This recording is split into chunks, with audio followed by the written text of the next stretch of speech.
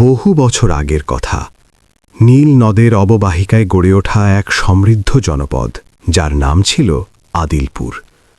নাম আদিলপুর হলেও সেখানে ন্যায় বিচারের বড় অভাব ছিল। শহরের সবচেয়ে বড় আমির ছিলেন জাফর ইবনে হারুন। জাফর ছিলেন সুঠাম দেহের অধিকারী এবং অতুলনীয় বিত্ত বৈভবের মালিক। তার প্রাসাদের ছাদ থেকে পুরো শহর দেখা যেত।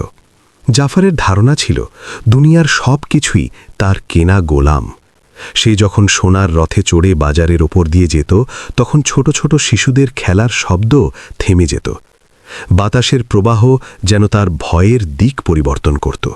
জাফরের অন্তরে এক অদ্ভুত ব্যাধি ছিল। তিনি মনে করতেন তার এই সফলতা শুধুই তার মেধার ফল।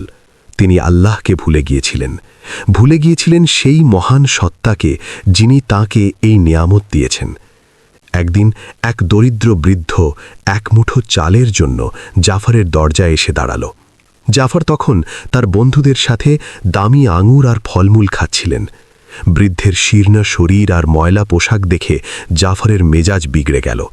তিনি তার প্রহরীকে আদেশ দিলেন বৃদ্ধকে যেন চাবুক মেরে বের করে দেওয়া হয়। বৃদ্ধ যখন রক্তাক্ত অবস্থায় বেরিয়ে যাচ্ছিলেন, তখন তিনি আকাশের দিকে তাকিয়ে শুধু একটি দীর্ঘশ্বাস ফেলে বললেন, হে মালিক, আপনিই তো রাজাধিরাজ, অহংকার কেবল আপনারই সাজে। এই বান্দাকে আপনি হেদায়েত দিন, নয়তো এমন শিক্ষা দিন যেন সে আপনার মহিমা বুঝতে পারে। সেই রাতেই আদিলপুরের আকাশ কালো মেঘে ঢেকে গেল। এমন বিদ্যুৎ চমকাতে লাগল যা আগে কেউ কখনো দেখেনি। মেঘের গর্জন যেন আসমান ফেটে যাওয়ার উপক্রধ্বনি। হঠাৎ এক ভয়াবহ ঘূর্ণিঝড় আর জলোচ্ছ্বাস শুরু হল। জাফরের সেই মজবুত প্রাসাদের ভেপটি কাঁপতে লাগল। জাফরের দাস দাসীরা প্রাণ ভয়ে এদিক সেদিক পালাতে লাগল। জাফর তার সিন্দুক ভরা সোনার মোহর আঁকড়ে ধরলেন, কিন্তু পাহাড় সম পানি যখন তার ঘরে ঢুকে পড়ল, তখন সেই সোনা তাকে বাঁচাতে পারল না। এক নিমিষেই জাফরের সাজানো বাগান, তার রাজপ্রাসাদ আর তার অহংকার সবই বানের জলে ভেসে গেল। জাফর একটি কাঠের তক্তা আঁকড়ে ধরে উত্তাল পানিতে ভাসতে লাগলেন। তার চারপাশে শুধু হাহাকার আর চিৎকার। অন্ধকার রাতে তিনি বুঝতে পারলেন না তিনি কোথায় যাচ্ছেন। যখন তার জ্ঞান ফিরল, তখন তিনি নিজেকে আবিষ্কার করলেন এক নির্জন বালুচরে। তার পরনের রেশমি পোশাক এখন ছিন্ন ভিন্ন, তার শরীর ক্ষতবিক্ষত। সূর্যের প্রখর তাপে বালি উত্তপ্ত হয়ে আছে। জাফর উঠে দাঁড়ানোর চেষ্টা করলেন, কিন্তু তার শক্তি ফুরিয়ে গেছে। পিপাসায় তার ছাতি ফেটে যাচ্ছে। যে জাফর একসময় শরবত ছাড়া পানি পান করতেন না, আজ সেই এক ফোঁটা লোনা পানির জন্য ছটফট করছেন। দূর দিগন্তে তিনি দেখলেন একটা ছোট্ট কুঁড়েঘর। মরুভূমি মরীচিকা মনে হলেও তিনি শেষ চেষ্টা হিসেবে সেদিকে হামাগুড়ি দিয়ে এগোতে লাগলেন। কুঁড়েঘরের দরজায় পৌঁছে তিনি নিস্তেজ হয়ে পড়ে গেলেন। ভেতর থেকে এক মায়াবী কণ্ঠের তেলাওয়াত ভেসে আসছিল। সেই সুর যেন সরাসরি অমরের কলিজায় গিয়ে বিঁধল। সূরা আজমারের সেই আয়াতটি কানে এলো, বল, হে আমার বান্দাগণ, যারা নিজেদের ওপর জুলুম করেছ, তোমরা আল্লাহর রহমত থেকে নিরাশ হও না। জাফরের চোখের কোণ দিয়ে গড়িয়ে পড়ল তপ্ত অশ্রু। এই প্রথম তিনি অনুভব করলেন তিনি আসলে কতটা নিঃস্ব। দরজার ওপার থেকে এক বৃদ্ধ বেরিয়ে এলেন। আশ্চর্যের বিষয় হল সেই বৃদ্ধ যাকে জাফর চাবুক মেরে বের করে দিয়েছিলেন। বৃদ্ধ জাফরের মাথায় হাত রেখে বললেন, তুমি এসেছ মুসাফির, আমি তোমার জন্যেই অপেক্ষা করছিলাম। তবে মনে রেখো, এই ঘর থেকে বেরোতে হলে তোমাকে তোমার আমিকে দরজার বাইরে ফেলে আসতে হবে। জাফর তখন ডুকরে কেঁদে উঠলেন। তার ভেতরের পাথরটা যেন গলতে শুরু হলো এক নতুন জীবনের প্রথম পাঠ। বৃদ্ধের কুঁড়েঘরের মেঝেটা ছিল সাধারণ মাটির, কিন্তু জাফরের কাছে মনে হলো সেটা যেন তার প্রাসাদের মখমলের গালিচার চেয়েও শীতল। জাফর যখন চোখ মেললেন, দেখলেন ঘরের এক কোণে একটি ছোট্ট মাটির প্রদীপ জ্বলছে। সেই প্রদীপের কম্পিত শিখাটি যেন জাফরের নিজের জীবনেরই প্রতিচ্ছবি। যে কোনো সময় নিভে যেতে পারে, আবার চাইলে অন্ধকার ঘরকে আলোকিতও করতে পারে। বৃদ্ধ এক বাটি পানি আর দুটি শুকনো খেজুর জাফরের সামনে রাখলেন। জাফর কাঁপতে কাঁপতে সেই বাটিটি হাতে নিলেন। একসময় যিনি সোনার পেয়ালায় শরবত পান করতেন, আজ সেই মাটির পাত্রের সাধারণ পানি তার কাছে দুনিয়ার সবচেয়ে সুস্বাদু পানীয় মনে হল। তৃষ্ণার্ত জাফর যখন পানি পান করলেন তার মনে হল কলিজার ভেতর জমে থাকা দীর্ঘদিনের দহন যেন একটু শান্ত হল। বৃদ্ধ মুচকি হেসে বললেন, জাফর, ক্ষুধা আর তৃষ্ণা মানুষকে শেখায় সে আসলে কতটা অসহায়। যখন তোমার সব ছিল তখন তুমি ভেবেছিলে তুমিই দাতা। আজ যখন তোমার কিছু নেই তখন তুমি বুঝতে পারছ তুমিও একজন ভিখারি, সৃষ্টিকর্তার দয়ার ভিখারি। জাফরের দু চোখ দিয়ে অশ্রু গড়িয়ে পড়তে লাগল। তিনি ধরা গলায় বললেন, হে বুজুর্গ, আমি আপনার উপর জুলুম করেছি। আমি অহংকারের মায়াজালে অন্ধ ছিলাম, আমাকে ক্ষমা করুন। বৃদ্ধ আকাশের দিকে তাকিয়ে দীর্ঘশ্বাস ফেলে বললেন, ক্ষমা তো করবেন সেই মহান সত্তা যার বান্দাকে তুমি তুচ্ছ জ্ঞান করেছ। তবে তওবা শুধু মুখে বললেই হয় না জাফর। তওবা হলো এক আগুনের নদী, যা পার হতে হলে তোমার ভেতরের আমিকে পুড়িয়ে ছাই করে দিতে হবে। তুমি কি সেই পরীক্ষার জন্য প্রস্তুত? জাফর মাথা নিচু করে বললেন, আমি প্রস্তুত। আপনি যা বলবেন আমি তাই করব। পরদিন ভোরবেলা মরুভূমির আকাশে যখন সূর্যের প্রথম আভা ফুটে উঠল, বৃদ্ধ জাফরকে একটি ঝাড়ু আর একটি পানির মশক দিলেন। তিনি বললেন, এখান থেকে 2 মাইল দূরে একটি কাফেলা সরাইখানা আছে। সেখানে প্রতিদিন শত শত মুসাফির আসে। তোমার কাজ হবে সেই সরাইখানার আঙিনা পরিষ্কার করা এবং ক্লান্ত মুসাফিরদের অজুর পানি এনে দেওয়া। তবে মনে রেখো, কেউ যদি তোমাকে গালি দেয় বা অপমান করে, তুমি শুধু মাথা নিচু করে থাকবে। তোমার পরিচয় কেউ জানবে না। জাফরের বুকটা ধক করে উঠল। তিনি ভাবলেন, আমি জাফর ইবনে হারুন, যার ইশারায় শহর চলত, আমি কি এখন মানুষের অজুর পানি টানব? কিন্তু পরক্ষণেই তার মনে পড়ল সেই ভয়াবহ ঝড়ের রাত আর বৃদ্ধের সেই তিল তিল করে জমানো নুরানি চেহারা। তিনি মশকটি কাঁধে তুলে নিলেন। সরাইখানায় পৌঁছে জাফর দেখলেন মানুষের ভিড়, কেউ তার দিকে ফিরেও তাকাচ্ছে না। তিনি ঝাড়ু দিয়ে ধুলো পরিষ্কার করতে লাগলেন। ধুলো তার নাকে মুখে ঢুকছে, তার রেশমি কোমল হাত ফেটে রক্ত বের হচ্ছে। কিন্তু আশ্চর্যের বিষয় হল, প্রতিটি ঝাড়ুর টানে জাফরের মনে হতে লাগল তার অন্তরের ভেতরের ময়লাগুলো যেন পরিষ্কার হয়ে যাচ্ছে। দুপুরে এক ধনী বণিক তার উট নিয়ে সরাইখানায় থামল। সে উদ্ধত ভঙ্গিতে জাফরের দিকে একটি মুদ্রা ছুঁড়ে দিয়ে বলল, এই ঝগড়া, আমার উটটাকে পানি খাওয়া আর মশকটা বরে দে, তাড়াতাড়ি কর। জাফর দেখলেন এই বণিকটি ছিল তার এক সময়কার ব্যবসায়িক প্রতিদ্বন্দ্বী, যে জাফরের সামনে কথা বলতেও সাহস পেত না। জাফরের হাত মুষ্টিবদ্ধ হয়ে এলো। পুরনো মেজাজটা যেন আবার মাথাচাড়া দিয়ে উঠতে চাইল। কিন্তু তিনি মনে মনে বললেন, হে নবস, আজ তোর পরাজয়ের দিন। জাফর শান্তভাবে মুদ্রাটি কুড়িয়ে নিলেন এবং উটটিকে পানি খাওয়াতে লাগলেন। সেই বণিকটি তাকে চিনতে পারল না, কারণ জাফরের চেহারা এখন ধুলোবালি আর রোদে পুড়ে তামাটে হয়ে গেছে।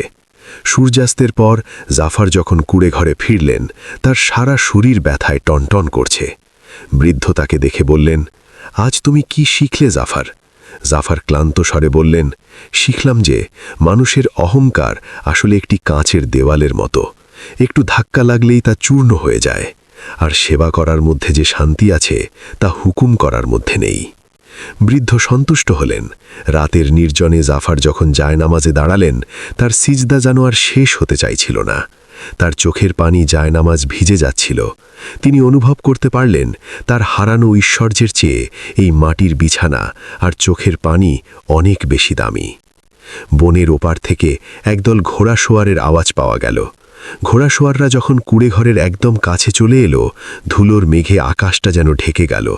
তাদের হাতে মশাল, আর সেই আগুনের আলো জাফরের তামাটে হয়ে যাওয়া মুখে এসে পড়ল।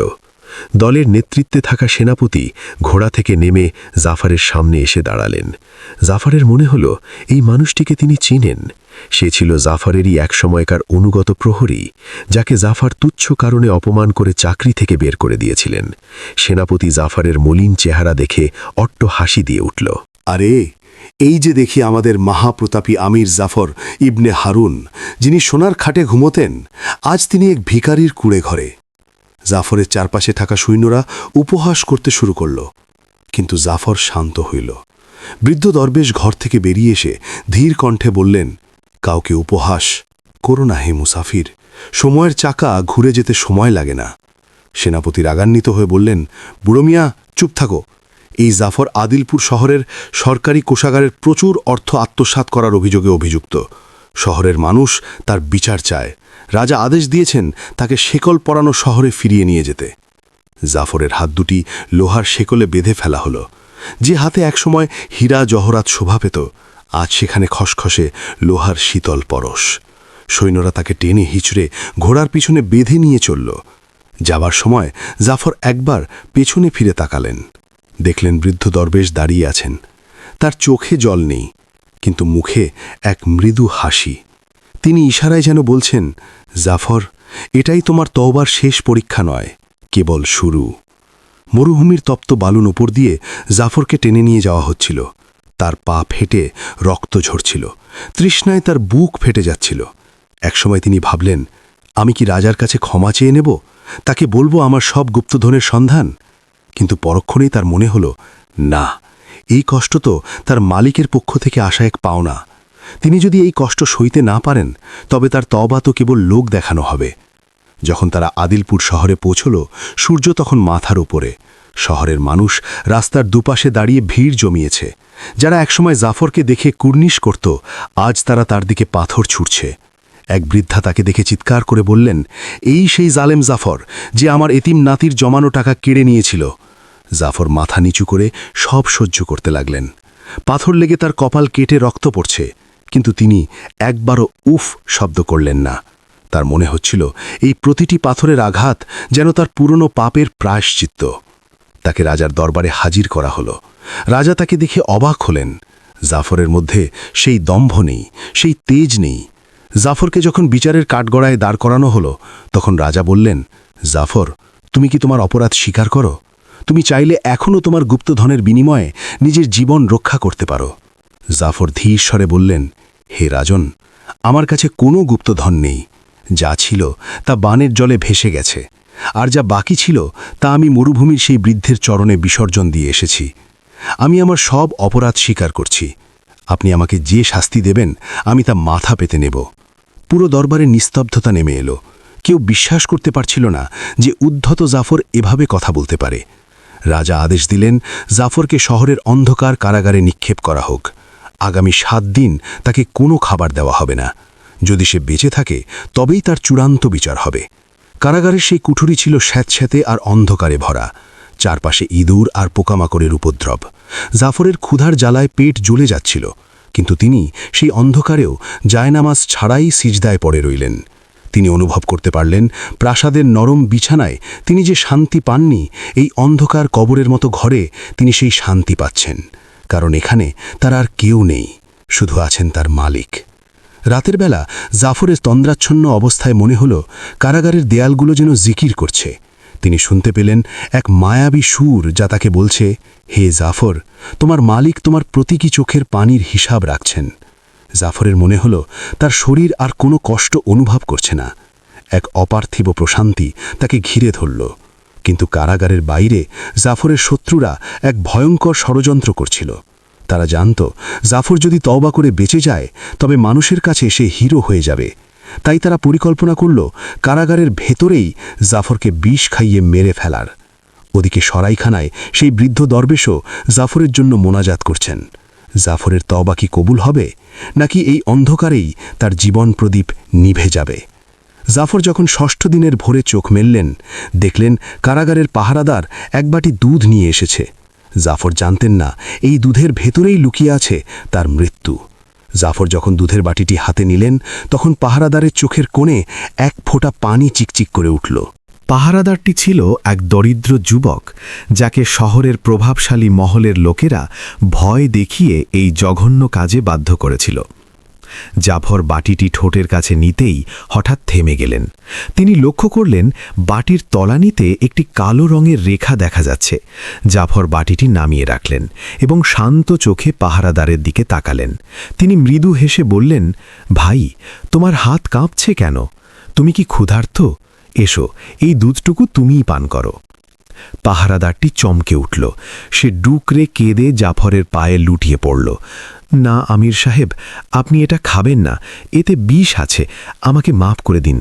আমাকে বাধ্য করা হয়েছে আপনাকে শেষ করে দিতে। আপনি গত কয়েকদিনে যা করেছেন, আপনার যে ইবাদাত আর সবর আমি দেখেছি, তাতে আমার পাথর হৃদয়ে গলে গেছে। আমি এক পবিত্র মানুষকে খুন করতে পারবো না। জাফর দীর্ঘশ্বাস ফেললেন। তিনি বিষাক্ত দুধের বাকিটি একপাশে সরিয়ে রেখে পাহারাদারকে জড়িয়ে ধরলেন।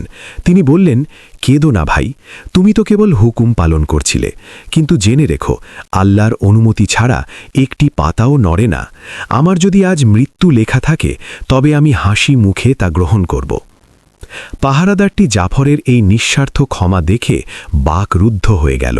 সে সেই রাতেই কারাগার থেকে পালিয়ে গিয়ে শহরের মানুষের কাছে জাফরের এই অলৌকিক ক্ষমার কথা প্রচার করতে শুরু করল। মানুষের মনে তখন জাফরের প্রতি ঘৃণা কমে গিয়ে করুণা আর শ্রদ্ধার সঞ্চার হতে লাগল। মানুষ বুঝতে পারল, যে মানুষ মৃত্যুর মুখে দাঁড়িয়েও ঘাতককে ক্ষমা করতে পারে, সে আর যা হোক সাধারণ কোনো মানুষ নয়। ওদিকে রাজার দরবারে জাফরের শত্রুরা অধীর আগ্রহে অপেক্ষা করছিল তার মৃত্যুর খবরের জন্য।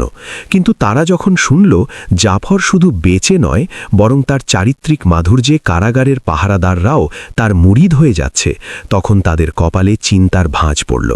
তারা রাজাকে বোঝাতে চাইল যে জাফর জাদুকর, সে মানুষের মন বশ করার জাদু জানে।